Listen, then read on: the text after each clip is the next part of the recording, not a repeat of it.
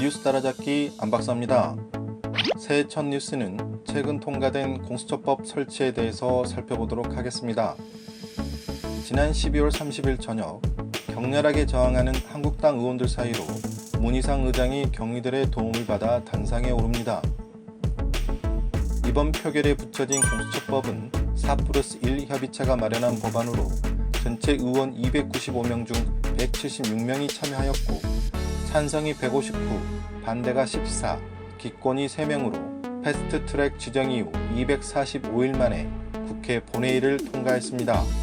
본 법안의 통과에 앞서 바른미래당 권은희 의원이 대표 발의한 수정안이 찬성 12표로 부결되었는데요. 혹시나 한국당이 참여해서 가결되는 것은 아닌지 조마조마했습니다.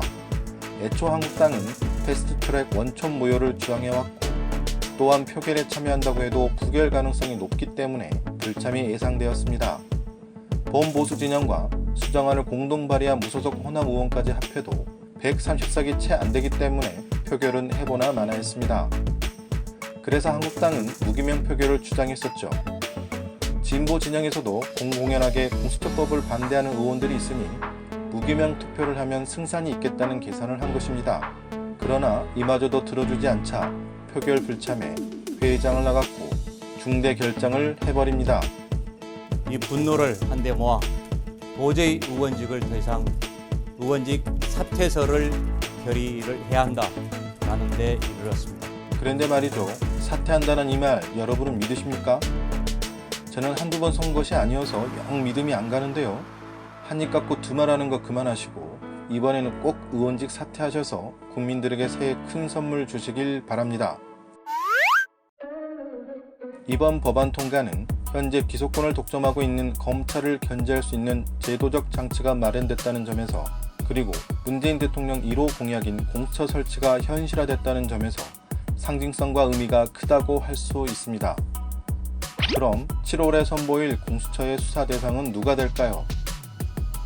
대통령을 포함한 3부 요인이 모두 포함되었으며 판사와 검사, 고위직 경찰도 포함되었습니다. 특이점은 판사와 검사, 경찰에 대해서 직접 기소와 공소도 유지할 수 있다는 점입니다. 이쯤 되니 독점 기소권을 빼앗긴 검찰의 반응이 궁금해졌습니다. 공수처법 통과 다음 날 31일 윤석열 검찰총장은 신년사를 통해 검찰이 처한 어려운 여건을 토로하고 법률 재개정으로 형사 절차에 큰 변화가 예상된다고 밝히며, 그러나 흔들리지 않고 검찰 본연의 임무에 최선을 다하자고 내부 결속을 다집니다. 별다른 반응이 없어 보이지만 앞으로 어떤 뒤끝을 보여줄지 아무도 모릅니다. 한편 조국 교수는 본인의 페이스북에서 학자로서 오랜 기간 공수처 설치를 주장했고 민정수석으로 관계기관과 협의하며 입법화를 노력하였기에 만감이 교차한다. 공수처법 통과가 눈물이 핑 돌 정도로 기쁘다라고 밝혔습니다. 많은 분들이 알고 계시겠지만 조국 교수와 그 가족에 대한 검찰 수사는 조국 교수의 검찰개혁 추진과 공수처법 도입에 대한 노력이 한몫했다는 의견이 많습니다. 서초동에서 여의도에서 들불처럼 일어났던 검찰개혁의 염원이 현실이 되었으니 이제 조국 교수와 그 가족의 명예가 회복되길 희망해 봅니다. 지금까지 뉴스 따라잡기 안박사였습니다.